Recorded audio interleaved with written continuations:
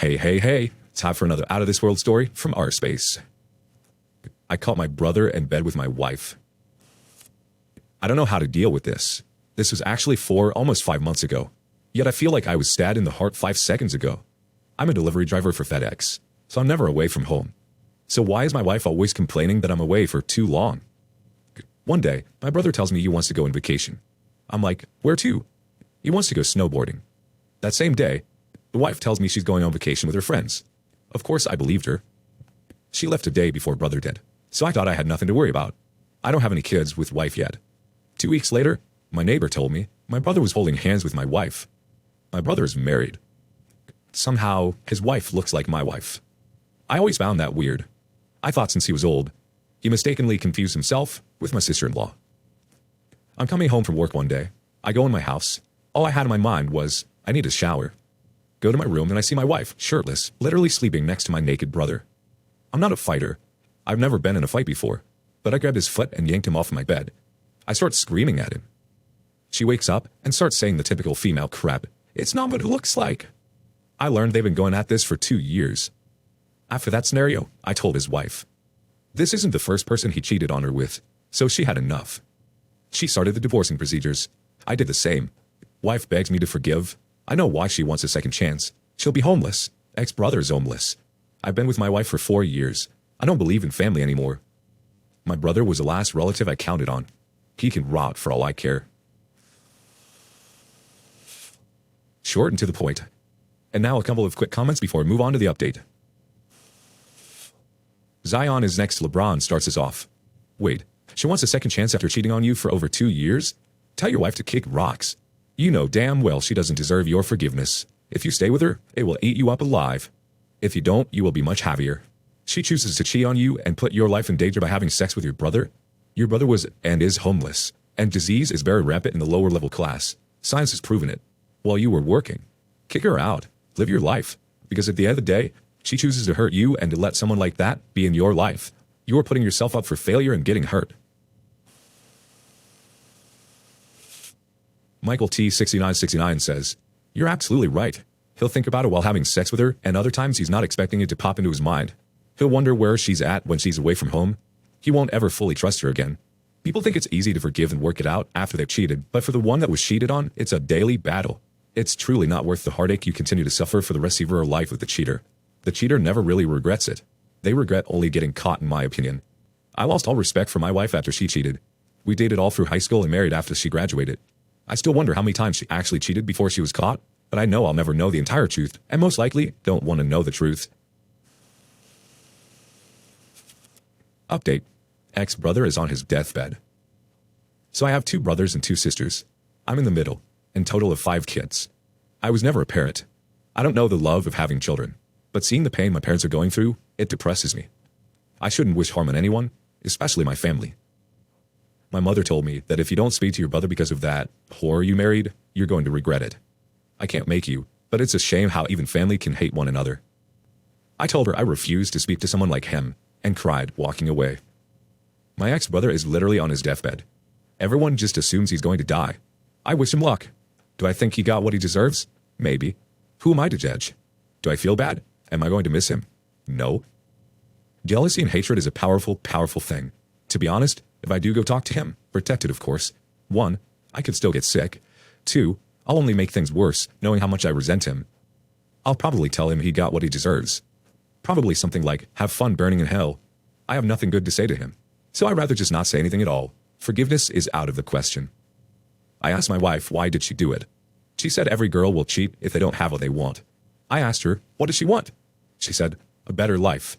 She tried telling me how sorry she is for hurting me, that she knows I love her, loved, but that I could find someone else that's much better than her. Meh, everyone is the same to me. For the trolls who will hate on me for this, please read slowly. I don't care. She said it, not me. I get it now. I've been cheated on so many times because they wanted something better, I guess. It's sad. Back in the day, people had more self-respect. Wonder what happened. One quick comment, then another update. Chumped to Dup says, what a terrible situation for you to have to be in. Your mom wants you to have sympathy for your brother after he betrayed you so deeply. I think seeing him in person is dangerous to you and others around you. I'm surprised that this is even an option. I think the only safe way to communicate would be through video calls, FaceTime, Zoom, etc. And that's only if you feel the need to say goodbye to him. I think it's normal for you to hate him this much. You're in pain and this is very fresh. I didn't have my brother betray me, and I'm not trying to compare the pain I went through with the betrayal you are experiencing. In my case, the pain and betrayal feels much less intense, but it's still there, almost 2 years later. I have kids with my ex-wife, so my situation is a little different. She's still making my life miserable by trying to force me to settle for less, trying to starve me out. Originally, I felt that I wouldn't go to a funeral in her family. Now, I probably would for my kids. Funerals are for the people left behind. While I don't agree with your mom's actions, I do understand what you would do for a child, even if that child is a less than desirable human being. Perhaps offering some support for your ex-brother's kids and ex-wife might be more useful at this time than talking with your brother. Those kids are still going to miss their dad, even if he is a shithead. I think you'll need to figure out what your boundaries are and then enforce them with your family. This is such a terrible situation for you to be in. Take care and good luck. Alright, time for our final update. My brother died a couple days ago. I don't know how to feel about this. Wanted to give another update. My brother died a couple days ago. I had to process all of this. I made peace with my brother, as my mother would call it. I spoke to him. He looked at me and told me it's pointless for him to apologize to me because he was never sorry. I'm pretty much going to be paraphrasing because how I'm going to remember everything we said. But he did say, you can't trust not just women, but no one. Women are cruel and evil, sure, but so is everyone else. No one is perfect. Like a mom, she slept with the man dad hated and got pregnant with me. But yet, she has the nerve to call Ashley a whore, right? You think dad doesn't regret staying with her or regret raising me? All because of a stupid fight. When mom got sick, dad told her to get the man who fathered me to help her. This is how human beings are. You're not perfect neither, no matter how hard you try to be. Let me tell you this, life will hit you much harder than me and Ashley. You're only 28. You're going to finish this semester and graduate with an engineering degree and will join the military to be an engineer. I'm proud of you. But please promise me this. You will not be married to no woman while you're in the military. Women will only seek you for their military wife benefits and will cheat and betray you while you're gone. And you'll be gone for months and maybe even longer. If you stay with Ash, I promise the same thing will happen. He said women are only for pleasure and to control. I completely disagree. Ain't nobody an effing slave. But I agree with I shouldn't be married to any woman if I still end up going to the military. That's an automatic betrayal. If anyone gets triggered by my opinion, go cry in a corner. I don't give a F. I found soon-to-be ex-wife. She's living in her car right now. I told her about my brother. She started crying. She's doing well given her circumstances. I was thinking of letting her stay in the house so she can be safe, but it looks like she can handle herself. That's good. When she confessed everything to me that day, she told me she fell in love with him a long time ago. I told her if she gets sick and ends up like him, she might be able to see him again and be happy. I know I'm a heartless piece of crap right now. I have no feeling to what happened because I'm pushing it all to the side. I feel numb to everything that has happened. I refuse to get emotional for something that can't be helped. It's just like my ex-bro said, no one is perfect. That doesn't mean I'm going to F up my life and end up in jail and destroy my future career. For what? 2 disgusting pieces of crap? Please. She ain't my problem anymore and neither is he. Maybe I'll give an update about soon-to-be ex later on. And let's close out with one last comment from Hijacker97.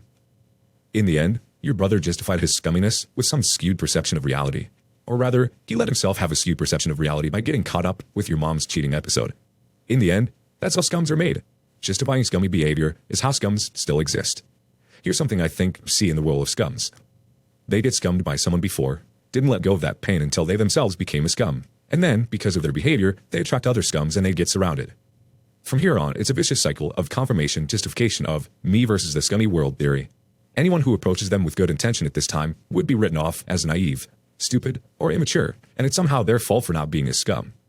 These groups of people feel much more comfortable seeing the world retaining its scummy nature than seeing their theories about the world being wrong. Because if they realize they're wrong, they have to admit that the wrongdoings they faced are just an unlucky sequence of events, an improbable event, or that they have been living in the wrong parts of the world. And then they feel like they have no rightful reason to be angry anymore. They don't deserve to feel hurt or wronged, and ending the cycle of hurting others partially lies in the responsibilities of their hands. Does it sound like I'm imposing here? Yes, I am. I held these beliefs for so long that it ultimately became my biggest obstacle to be better. It took me long enough to realize that I'm wrong, and now I feel refreshed since I've let go of that view. They can go ahead and do that. Be stuck in their world of cycle of scumminess. Maybe they'll realize they're part of the problem someday. Maybe not. But it's not your job to wake them up, and you don't have to be like them. Like him. Take his words as a grain of salt. That there are people who are still stuck in that juvenile mentality. Sadly, your ex-wife is one of them. And you'll likely meet people like that again someday. But they're not important. Let's hope to the next time you choose, it won't be like your ex-wife. That's all you can do. That's all we can do.